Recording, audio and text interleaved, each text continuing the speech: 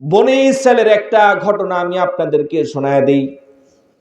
এক ব্যক্তি, সে অনেক আবেদ ছিলেন, খালি নামাজ পড়তেন, আল্লাহর ইবাদত করতেন। এই কাজ ছিল খালি ইবাদত করা, ইবাদত করা। ওই ব্যক্তি নামাজে দাঁড়ায় গেছেন।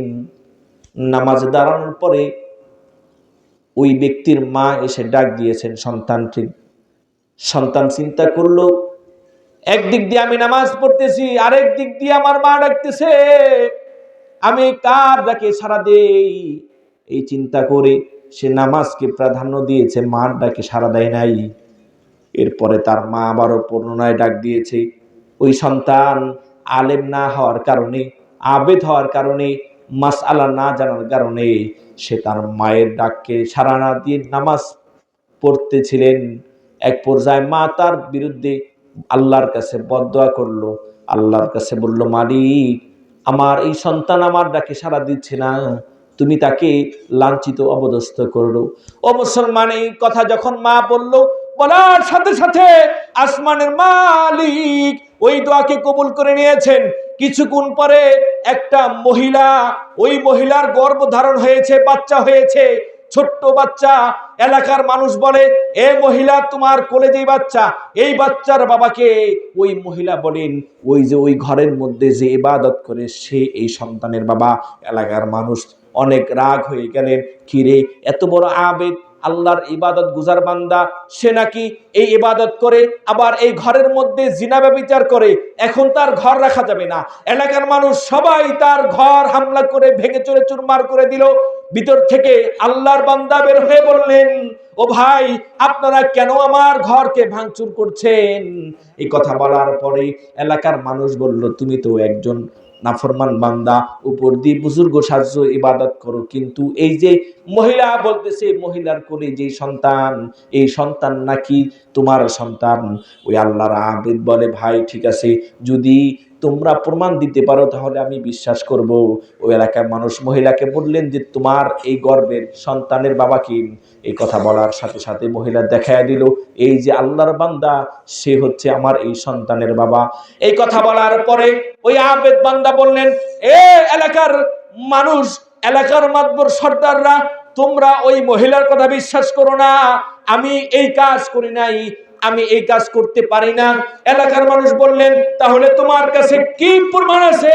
তোমার কাছে কি প্রুফ আছে? তোমার কাছে কি দলিল আদিল্লাহ আছে? তুমি যে তার সাথে অপকর্ম করো নাই, গুনাহের কাজ করো নাই। আল্লাহর বান্দা ওই মহিলার কোলের মধ্যে যে ছোট্ট সন্তানটা ছিল, ওই সন্তানকে জিজ্ঞেস করলেন, এ সন্তান, তোমার মালিক আমার মালিক একমাত্র আল্লাহ। ওই আল্লাহর জাতের কসম খেয়ে বলি, তোমার মার পেটে যে তুমি আসছো, তুমি নিজেই বলো, আমি কি তোমার বাবা না? আমি কি তোমার বাবা নাকি? এই কথা বলার সাথে সাথে আল্লাহ রাব্বুল আলামিন ওই ছোট্ট বাচ্চার জবান খুলে দিলেন। আল্লাহু আকবার। ওই বান্দার জবান খুলে দিলেন, ওই বাচ্চাটার জবান খুলে দিলেন। জবান খোলার পরে ওই বাচ্চাটা বলে, আমার বাবা এই আবেদ না, আমার বাবা এই আবেদ না, আমার বাবা হচ্ছে অমুক গ্রামের একজন কাঠুরিয়া, আমার মা ওই কাঠুরিয়ার সাথে গুনাহের কাজ করছে।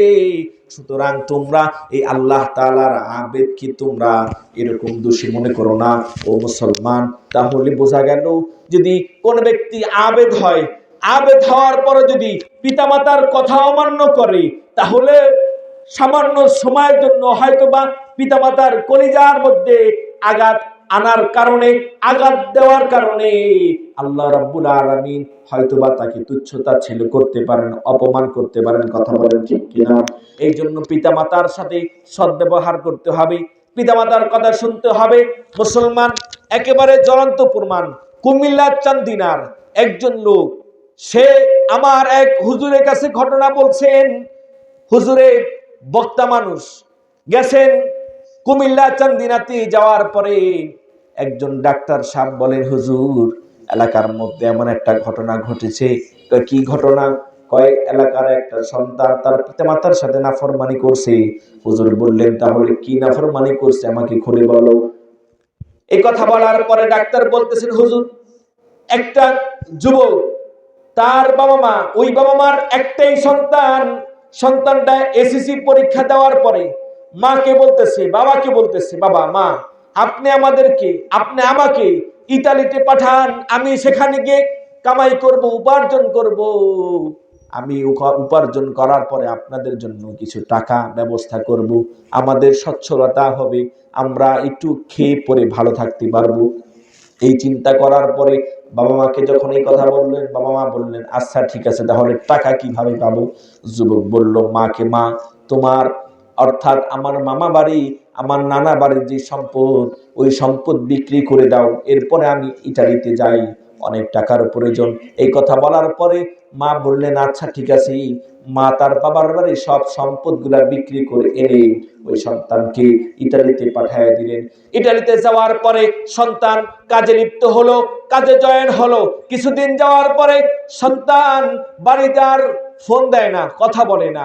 প্রথম 2-4 মাস সে পিতামাতার খরচ বরচ সব কিছু দিয়েছে, পিতামাতার সাথে সুন্দর ব্যবহার করছে।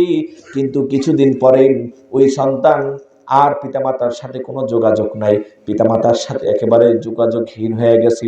ও মুসলমান, দেখেন কত বড় স্বার্থপর হয়ে গেছে যে পিতামাতা এত কষ্ট করে তাকে ইটালি পাঠানোর ব্যবস্থা করেছে, ইনকামের জায়গা নির্ধারণ করে দিয়েছে, ইনকামের জায়গা তৈরি করে দিয়েছে। ওই নাফরমান সন্তান ওই পিতামাতার খবর না নিয়ে এখন সেই ইটালিতে ঘুরে ঘুরে টাকা উপার্জন করে। আর মোবাইলের মধ্যে, ফেসবুকের মধ্যে একটা মেয়ের সাথে তার সম্পর্ক হয়েছে। সম্পর্ক হওয়ার পরে এক পর্যায়ে তাদের বিবাহে তারা আবদ্ধ হবে। এরকম এক পর্যায়ে তারা পৌঁছে গেল। ইটালি থেকে ওই ছেলে সন্তান ওই মেয়ের বাবা মাকে বললেন আমি ইটালিতে এই কাজ করি, ফ্যাক্টরিতে চাকরি করি, সুতরাং আমি আপনার বাড়িতে যে মেয়ে, এই মেয়েকে বিবাহ করতে চাই। মা, শ্বশুর শাশুড়ি, বদমাইশ কিছু শ্বশুর শাশুড়ি এখনো আছে, ঠিক কিনা বলেন? আছে না? একেবারে দেখবেন জামাইয়ের মাথা খায়ালায়, এরকম আছে না? টাকার গরম, ক্ষমতার গরম, অর্থের গরমের কারণে মেয়েকে লেলিয়ে দিয়ে ওই জামাই টাকা আত্মসাৎ করবে, এরকম চিন্তা চেতনা নিয়ে ওই শ্বশুর আর শাশুড়ি বলল ঠিক আছে তোমার কাছে আমাদের মেয়ে বিয়ে দিব, তবে শর্ত হলো তুমি বাংলাদেশে আসতে হবে। সন্তান বলল ঠিক আছে আমি বাংলাদেশে আসব। সন্তান বাংলাদেশে আসলো, আসার পরে ওই মেয়েকে বিবাহ দিয়ে দিল, বিবাহ করলো, করার পরে ওই সন্তান আবার ইটালিতে চলে গেছে। এই দিক দিয়ে কিন্তু বাবা মার কোনো খবর নাই। বাবা মা এলাকার মানুষের কাছে বলে যে ও এলাকার যুবক ভাইরা, তোমাদের কি আমার ছেলের সাথে কোনো অ্যাড নাই, কোনো কথা হয় না? এলাকার যুবকরা বলেন চাচি আপনার সন্তান আগে অনেক ভদ্র ছিল, আমাদের সাথে কথা বলতো, আমাদের সাথে চ্যাটিং করতো, কথা বলতো, SMS করতো।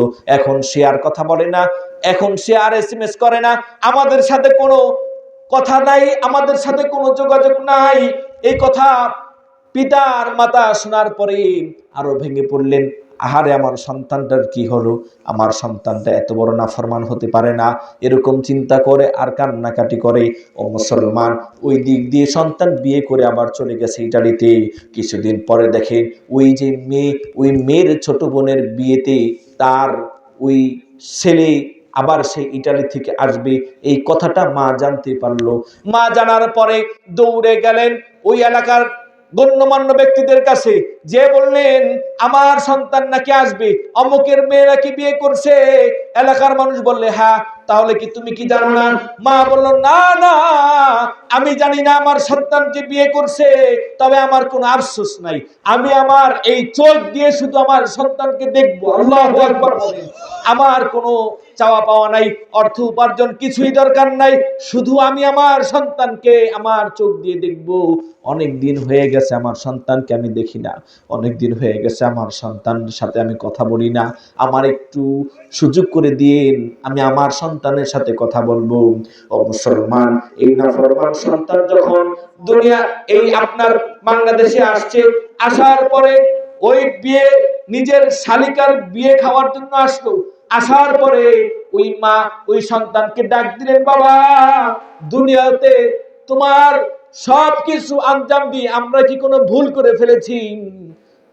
সন্তান বলল মা তুমি আমাকে সন্তান বলে পরিচয় দিও না, কারণ হলো আমার শ্বশুর আছে, শাশুড়ি আছে, আমার অন্য অন্য রিলেটিভ আত্মীয় স্বজন আছে, সুতরাং তুমি আমাকে সন্তান বলে পরিচয় দিও না। তোমার লেবাস সুন্দর না, তোমার পরনের কাপড়টা সুন্দর না। এক পর্যায়ে মা বললো, বাবা একটু সময় দাও, তোমার সাথে আমি 2-4 মিনিট কথা বলবো। এই মুসলমান ইমানদার আল্লাহর গোলাম ভালো করে বোঝেন, দিলের কান লাগায় শুনেন। এরপরে যখন ওই মা সন্তানের কাছে এই কথা বললেন, মা কথা বলার পরে সন্তান বললেন, না তোমার কোনো কথা শোনা যাবে না। এই কথা বলে মাকে ধাক্কা দিলেন।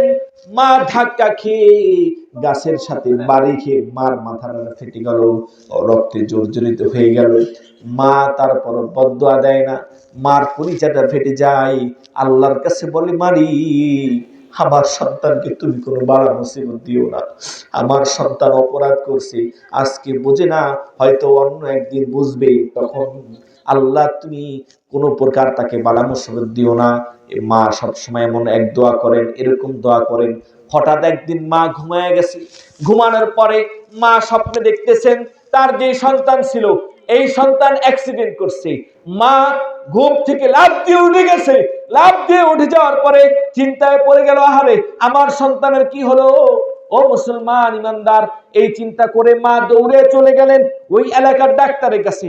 ডাক্তারকে যা বললেন, ডাক্তার আপনি একটু যোগাযোগ করেন, আমার সন্তান যে আমাকে রেখে চলে গেছে, আমি একটা খারাপ স্বপ্ন দেখছি, আমার সন্তান অ্যাক্সিডেন্ট হয়েছে, আমার স্বপ্নটা হয়তো বা বাস্তব হতে পারে, কিন্তু আমি মা আমার কলিজায় মানতেছে না, আপনি একটু যোগাযোগ করেন। ডাক্তার বলে, আমি আপনার ছেলের সাথে আগে যোগাযোগ ছিল, এখন আপাতত নাই।